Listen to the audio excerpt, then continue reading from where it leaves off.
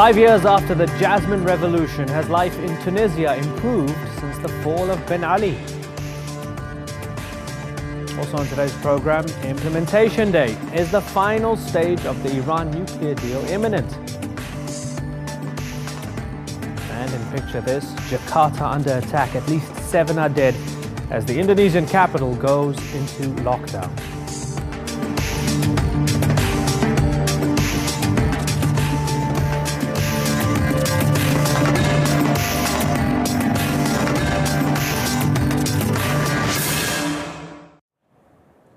Hello and welcome to the Newsmakers with me, Imran Garta. Exactly 5 years ago today, after weeks of protests, former Tunisian President Zine El Abidine Ben Ali was overthrown, and the so-called Jasmine Revolution succeeded in its goal to end his rule. He was the first in a series of leaders to fall to popular revolt. Egypt and Libya soon followed as Mubarak and Gaddafi fell in quick succession. It would signal the beginning of the Arab Spring, a movement that would change the history of the Middle East forever. But now, 5 years on, Syria is devastated by a full-scale war, Libya in turmoil, and many are left questioning Egypt's democratic methods. Tunisia has been held up as the success story of those revolutions. But half a decade later, as the country celebrates the fall of Ben Ali, many Tunisians are saying they were better off under the former dictator. Today's newsmaker is the Tunisian Revolution, as we ask if the country can be held up as the darling of the Arab Spring.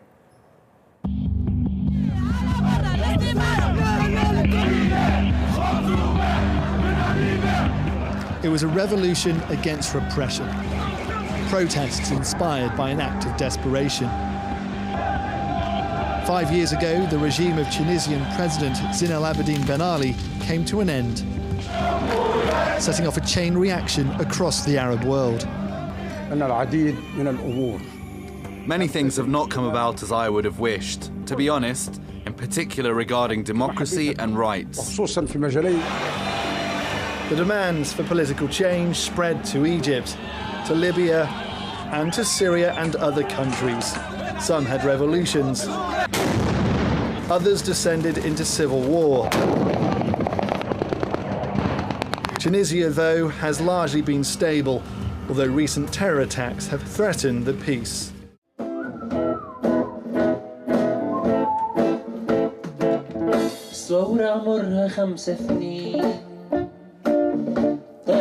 Criticism of the Tunisian government being broadcast openly and without fear. This band are performing on the radio, singing that people are still crying after the revolution. 5 years ago, a public performance like this in Tunisia would have been unthinkable. But the media has now opened up, no longer repressed by a dictator. When Ben Ali is in power, we haven't the power. When we sang before, there were a lot of problems and taboos. But after the revolution, we found freedom of speech so we can express ourselves. We talk about everything we want. Under the former president, Zine El Abidine Ben Ali, free speech didn't exist. He ruled Tunisia for 23 years through repression and fear.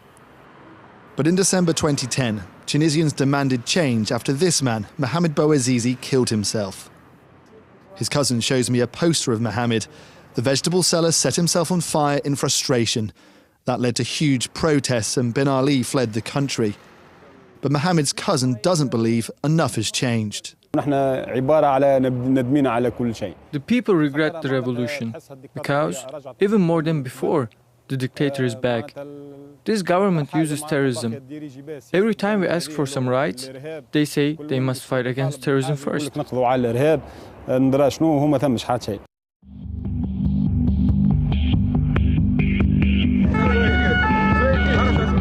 The terror threat is real and seemingly growing. In November, a suicide bomber targeted the presidential guard, killing 12 people.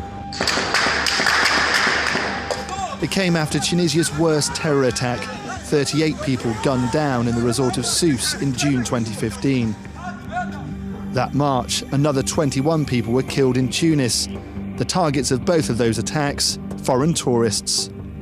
The government is battling to convince foreigners that the country is safe. La priorité des priorités, c'est la sécurité maintenant. The number one priority of our government is security. Social peace is also important because it's essential to restarting the economy, also to relaunching the tourist sector. Le tourisme, qui est un secteur important de notre économie. As Tunisians celebrate 5 years since the revolution,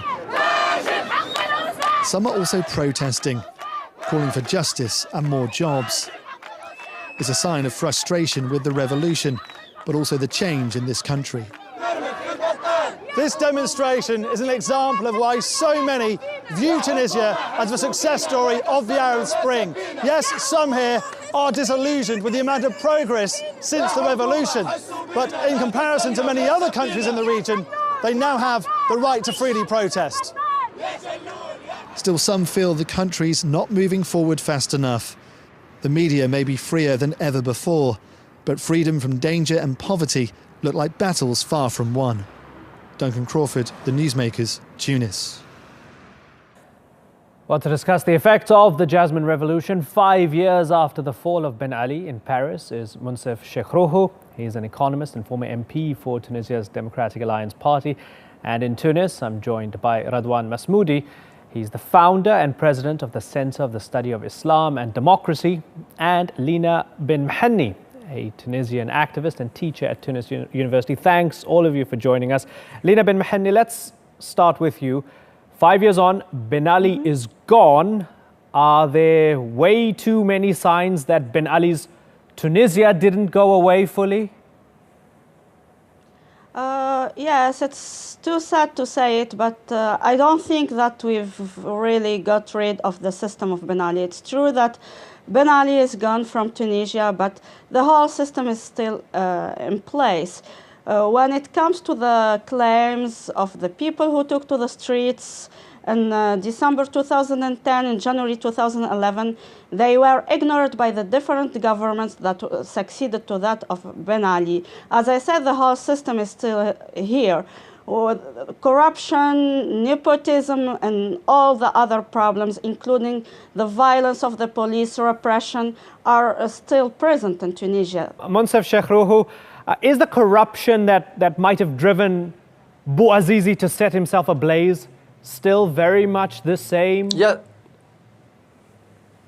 Well, what has driven him is corruption, and corruption has been making the Tunisian poor poorer, the Tunisian rich richer, and the regions where Bouazizi belonged to were not taken care of. So since that time, we have built democracy in Tunisia. We have a new constitution that is very progressive, but on the other hand, we are electing democratically governments that are not efficient in terms of addressing the regional development and the wealth creation in Tunisia. This year, growth, that means wealth creation in the country, will be zero, and this is a very, very bad blunder of the democratically elected governments that should work more and talk less about ideology. Okay, let's ask Radouane Masmoudi. It's the politicians who have messed it up, isn't it? In principle, Tunisia is a nice country. The constitution's a good one. Why aren't they implementing it properly? Well, I mean, I think that, first of all, we have a lot to celebrate in Tunisia today. There are lots of celebrations. I think that we have a democracy in Tunisia today, and it is a functioning democracy. However, to get rid of the corruption, for example, is not easy. It takes a long time because a lot of laws have to be changed, not just the constitution, but many, many laws have to be changed. The administration has to be changed. The culture of the people themselves has to be changed, because corruption has been so widespread among the Tunisians, among the people. They have become used to paying bribes and things like that.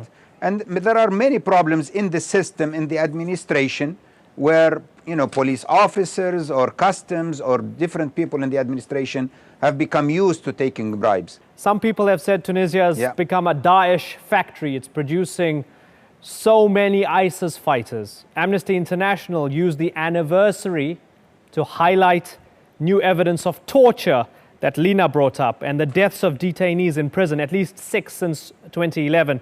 People have been jailed for homosexuality. They've been jailed for protesting. So I ask you the question, it's January 2016. With all of that in mind, in addition to the corruption, is your country a free country? I think there is no question that Tunisia today is a free country. It has been ranked as free by not only Freedom House, but so many other international organizations. It doesn't mean there are no abuses. Sometimes there are abuses in any countries. I mean, the United States had Guantanamo Bay and had torture in Iraq. Let's not talk about the United States. Let's talk about Tunisia. Come on. About? Let's talk about Tunisia, not the United States. No, I'm saying that there are exceptions, that there are, unfortunately, there is still sometimes mistreatment or torture or things like that. But these are isolated cases, and they are not systematic. And the police officers who are accused of these crimes are immediately stopped and arrested and investigated. We had 4 investigations by the members of parliament who went to these police stations immediately, like the next day, to investigate these alleged torture cases. Let's get Lina to, let's see if Lina is satisfied with that. Sorry to interrupt you again, because we don't have too much time. Lina, are you satisfied with that? I'm sorry, I'm not living in the US. I'm not talking about the US. I'm talking about Tunisia. I'm an activist. I'm working on the ground. I'm receiving many messages every day from people who have been abused by the police or other forces. The cases of torture are higher than the 2 last years. Yeah, it's good to talk about a new constitution that is more or less a progressive one. It's good to have this as an ink on paper, but there is no concretization of this constitution. Well, I think that we have to listen to people every day, to be in touch with them, to understand what's going on in Tunisia. I don't think that we are really into a democracy. Yeah, it's true that we have so many political parties. It's true that, as I said, there is a constitution. It's true that we had fair elections and the government had been electing democratically, but the situation for people, I mean, the daily life is very difficult for people. The abuses are no exceptions, and I will give a good proof. Every day we have the media talking about the equation. You have to choose between security, stability, and between human rights and freedoms. Politicians are working on this. Policemen, trade unions on working on this, and the media is working on that. Okay, so let's pose that to Moncef Chikrouhou. Trying to take our freedoms. We are not in a democracy. I'm sorry. Let me pose that to Moncef. Moncef, is that the false choice that Tunisians are given, freedom or security? Well, listen, I would like it to be very clear that Tunisia today is much better than Tunisia 5 years ago. Let's not give the impression that Tunisia is going back. Why? Because 5 years ago, we had the impression of stability under dictatorship and under corruption. And today, we have a system that is really democratic. We are in the process of building the second stage of the rocket democracy. On the one hand, this will allow Tunisians to select the right government. Unfortunately, up to now, we have voted to select governments that distributed seats and without having a program, without having dates, without having objectives that they share with the electorate. And therefore, now what is missing is to see governments that come not only to sit on seats and have ministries, but would come to say, well, this is what we want to achieve next month, next 6 months, next year, in terms of job development, in terms of remote areas development, and we have the potential to do that. We have the people to do that. So everybody is doing politics. No one is doing economics. No one is doing planning. No one is doing investment. Yeah, strongly put. Pragmatic and practical solutions. Radouane, Masmoudi, many people talk about Tunisia as a model of success for the Arab Spring, but usually when they compare it to Libya, when they compare it to Syria, And the response to that quite often is, come on, any country looks good compared to Libya right now or compared to Syria right now. Do you find that that example of your country as a model has become almost a burden that you don't want to carry? In Tunisia itself, we don't really speak about that comparison. We don't want to compare ourselves to any other country. We compare ourselves to the potential that we have in Tunisia. And I think I agree in a way with what Professor Moncef said, that on the political track, I think we made a lot of progress. It doesn't mean it's perfect, but we made a lot of progress. And I think we are close to being a free and a truly democratic country. However, on the economic front, I agree completely that there has not been any change or any improvement in the economy. In fact, you could say that the economy has gotten worse, which is very frustrated, and they say we have not seen any improvement in the last 5 years. Okay. And so we are running out of time. I agree that there is still a lot. Yes. Radouane, sorry, we're running out of time. I'm going to give Lina 15 to 20 seconds, if possible, please, because we're out of time. Lina, final word from you. Yeah, well, I'm happy that Ben Ali is gone, but I think that the road is too long. Although I'm not optimistic right now, but I'm still hopeful for my country, because there are young people who are really trying to change what is going on in Tunisia. I think that the majority of politicians betrayed the young generation who took to the street, who tried to change the situation. But as I said, I'm hopeful because this young generation is still fighting. Lina bin Mhenni, Moncef Chikrouhou and Radouane Masmoudi, thank you very much for joining us.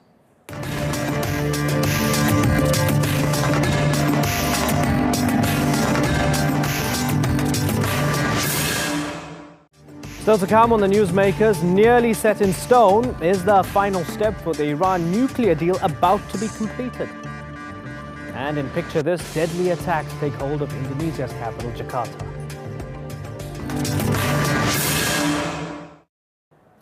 The final step of Iran's nuclear deal with world powers could be imminent. On Friday, the IAEA is expected to reveal whether Iran has fulfilled its obligations under the agreement. If that is the case, implementation day could be just around the corner, paving the way for sanctions to end. The Newsmakers' Ashraf Helmi has more.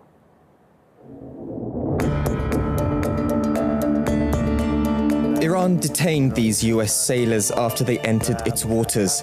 The US apologized and they were later released. But despite the incident, relations have not been affected. Both the US and the EU are preparing to lift sanctions on Tehran this weekend in what is being called Implementation Day, and everyone is hoping for smooth sailing. I also want to thank the Iranian authorities for their cooperation and quick response. These are always situations which, as everybody here knows, have an ability, if not properly guided, to get out of control. The Obama administration worked hard last year to convince lawmakers in the Senate to back a nuclear deal with Tehran. It was perhaps the greatest foreign policy victory for the president. He was careful not to talk about Iran in his State of the Union address, to the frustration of Republicans. They wanted the president to say more on Iran. They wanted the president to say more about his foreign policy decisions. But he left that out, and I think there was a criticism for leaving it out, but at the same time, it didn't give them real bait to go after the president. President Hassan Rouhani has himself come up against hardliners back home. Years of distrust in Tehran over US intentions has made it difficult to get agreement in parliament. But the success of the deal is partly due to the personal relationship between John Kerry and Mohammad Zarif. The two foreign ministers have reportedly warmed to each other after years of sitting at the negotiating table together. In return for the gradual lifting of sanctions, Tehran will reduce its uranium stockpile to below 300 kilograms. It'll also cut its uranium-enriched centrifuges to just over 6,000 from 19,000 at its Fordo and Natanz enrichment sites, and it will instead ship its uranium to Russia to be processed. If the deal goes ahead as expected, about $30 billion of Iran's estimated $100 billion in frozen assets are expected to be released straight away. But there's a thorn in Iran's side, its regional rival, Saudi Arabia. It's flooding the oil markets, producing in excess of 10 million barrels a day. And if Iran enters the market, it'll have to deal with oversupply. The US will have to play a delicate balancing act in a Middle East beset by sectarian differences. For now, though, both Washington and Tehran are cautiously optimistic there'll be an announcement this weekend. It will turn the most heavily sanctioned country in the world into one of the most watched. Ashraf Helmi, The Newsmakers. Let's speak now to Paul Ingram. He's the Executive Director of the British-American Security Information Council and an expert on global nuclear disarmament strategies. Thanks a lot for joining us. So just before this announcement, we've had that incident with the sailors. The Hawks say, even though the sailors were eventually released, they say the detention of the sailors was an example of Obama's capitulation to the Islamic Republic of Iran. Iran deal supporters say, see, this is how mature diplomacy works. You say sorry and no harm done. Who's right? Well, we have to answer that question, we have to go beyond just the statements to the attitudes that underlie them. I think it's quite clear that from a US Hawks perspective, the Republican candidates who've leapt in on this issue, to them, this is a situation where US sailors have been captured and then released, and that itself is an outrageous act by the Iranians. Anything that limits the power of the hegemon in the region should be seen as an act of aggression.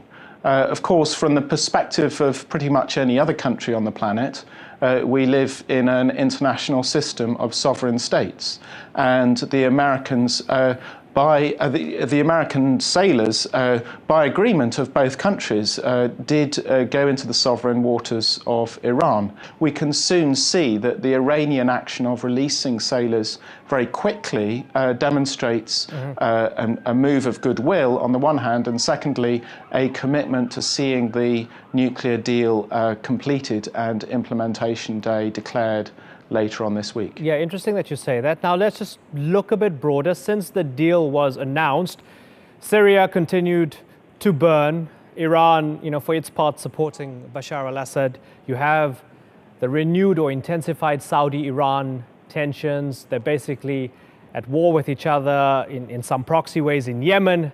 You had the Iranians burning US flags and chanting death to America when they were attacking the Saudi embassy. Does the deal in any way have the potential for unraveling because of everything else that's happening around the deal? Oh, it absolutely does have the potential to unravel, and I wouldn't want to give the impression that things are all rosy. But American flags have been burnt on the streets of Tehran for the last 35 years. That is not a new incident. What is new is what you point to around Saudi reactions, which are in large part motivated not only by the conflicts in Syria and Yemen, which, well, certainly the Syrian conflict is not new. The Yemeni conflict has got worse in the last few months, but is motivated as well by the Iran deal itself. Paul Ingram, we have run out of time, but thank you very much for your thoughts. In today's Picture This, at least 7 people have been killed in the Indonesian capital, Jakarta.